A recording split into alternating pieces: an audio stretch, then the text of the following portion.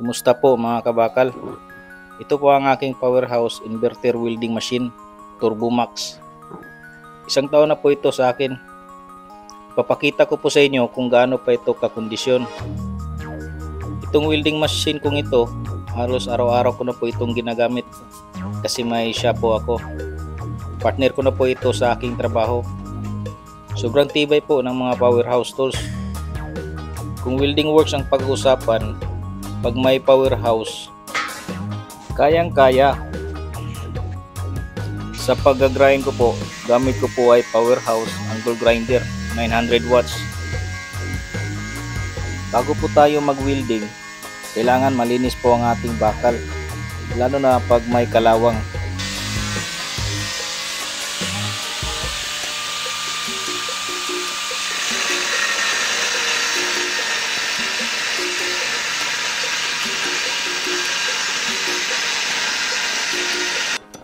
Mag-umpisa na po tayo mag-welding.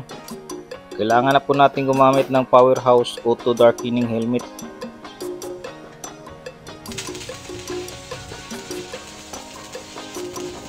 Gamit kong welding rod dito ay 6013.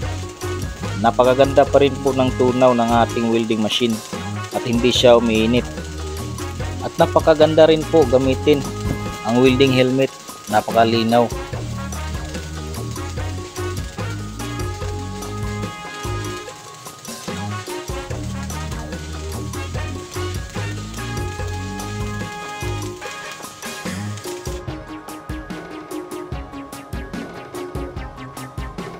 At dagdagan pa po natin ng welding rod para masubok po talaga ang ating welding machine.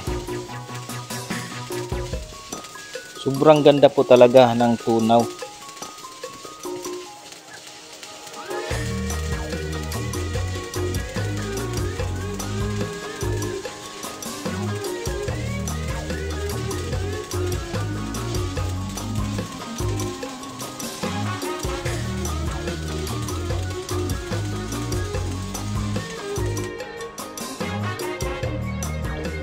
Yan na po ang resulta sa aking pagwe-welding gamit ang powerhouse inverter welding machine Turbo Max.